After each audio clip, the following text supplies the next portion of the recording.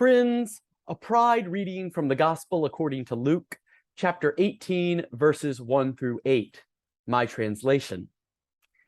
Jesus made a comparison for them to show it's always necessary for them to pray and not to behave badly. A judge was in a city, and they were not afraid of God and did not feel regard for humanity. A widow was in that city, and she came to them and said, "Rule justly in my favor against my adversary." They did not want to for a while. But after these things, they said to themselves, "If indeed I am not afraid of God and do not feel regard for humanity, then because this widow produces hardship for me, I will rule justly in her favor, so she does not bruise me until she comes to a conclusion."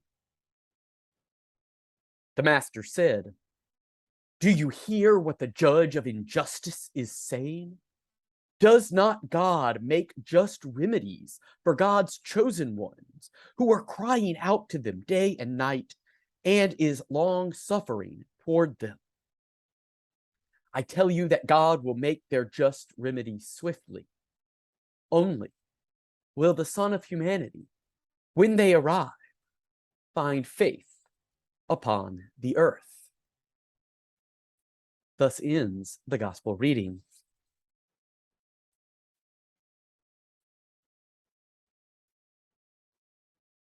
This widow's story is a queer story.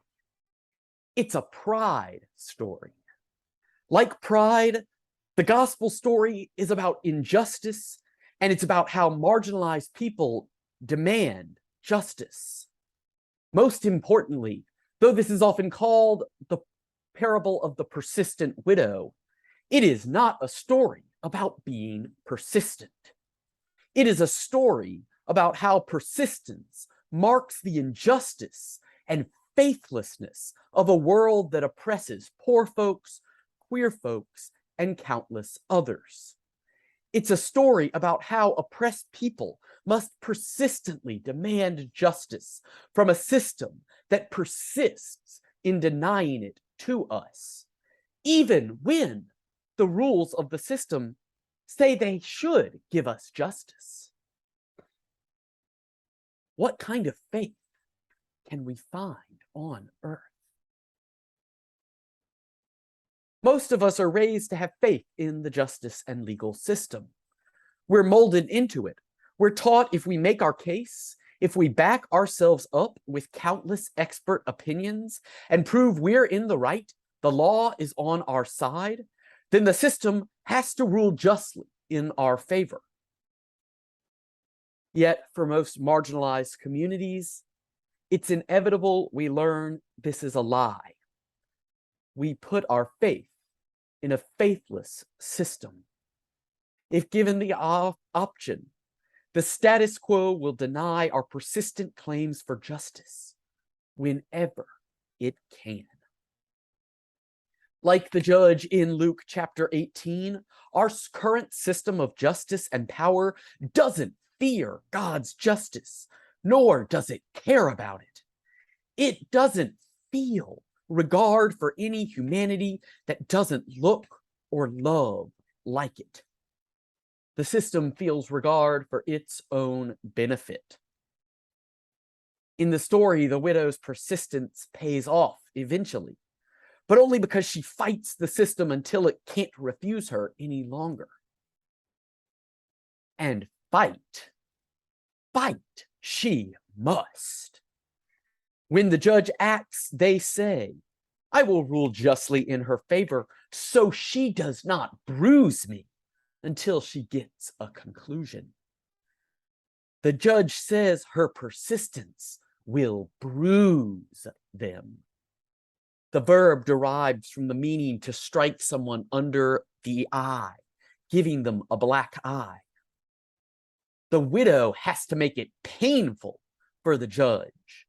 Otherwise, the judge is going to keep ruling with the status quo that works for them, but never for her. On June 28, 1969, cops raided the Stonewall Inn, They arrested mainly trans women and drag queens as part of their enforcement of anti-queer decency laws. As the crowd who had fled the bar stood outside and watched these folks get loaded into vans, headed for incarceration, they grew restless. They began throwing pennies, then bricks against the unjust system. They threw bricks against police corruption.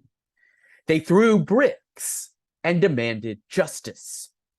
Queer activists, spurred by trans women of color like Marsha P. Johnson, bruised the justice system that sought to lock them down. Their bruising was preceded by similar riots, spurred by the actions of drag queens and street kids.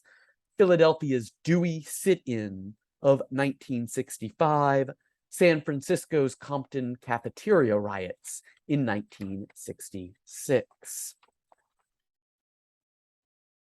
4 years after Stonewall, at the 1973 Christopher Street Liberation March, what became the New York City Pride Parade, trans activist Sylvia Rivera stormed the stage. She grabbed the mic. "Y'all better quiet down," she bellowed. She asked the crowd what gay liberation was doing for their trans women sisters, most women of color who were in jail. To a chorus of gay boos, Rivera persisted. She bore witness to the abuse and dehumanization she and her sisters faced in jail. She demanded that queer justice must cry out, "Free our sisters, free ourselves."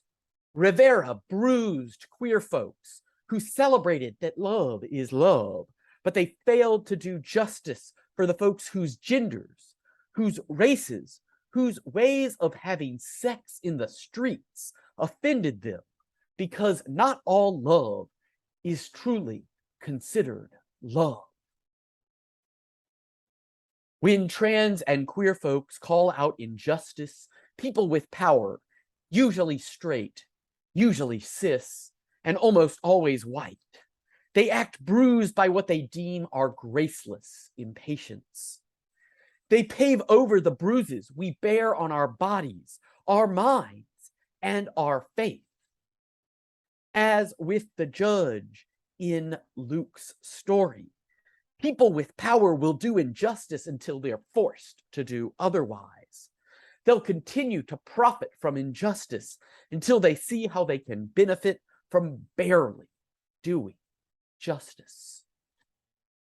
An unjust system creates conditions that make faith and love unjust. Unjust love and unjust faith demand grace and patience from people who are suffering now. In the face of book bans, they suffer. They are suffering in the face of don't say gay laws, suffering in the attempt to silence teaching that combats racism, suffering in the overturning of Roe versus Wade, suffering because of transphobic restrictions on hormone therapy, to bathroom access, and restrictions in sports, and the list could go on and on and on. When we cannot have faith in the system, like the widow, we find faith among ourselves when we pridefully protest. Justice only comes when we bruise the judges with the power to rule in our favor. Justice only comes when we storm the stage. It only comes when we throw bricks. I tell you, Jesus says, that God will make their just remedy swiftly. Only will the Son of Humanity, when they arrive, will they find faith upon the earth? I've always found this last question vexing. But when I think about all these unjust systems of power, when I rage at how they persist across history to oppress trans and queer folks, I find myself asking, like Jesus, what kinds of faith can we find on earth? What does the persistence of broken systems do to people's faith?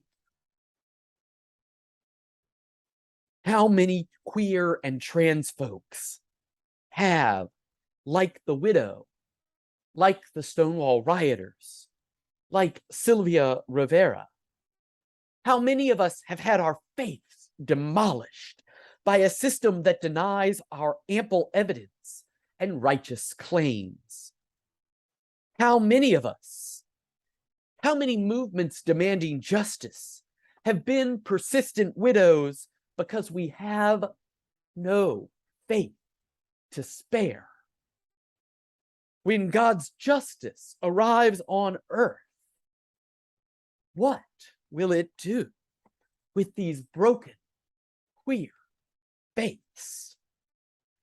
How will it meet us where we are and rebuild a better world alongside us? Amen.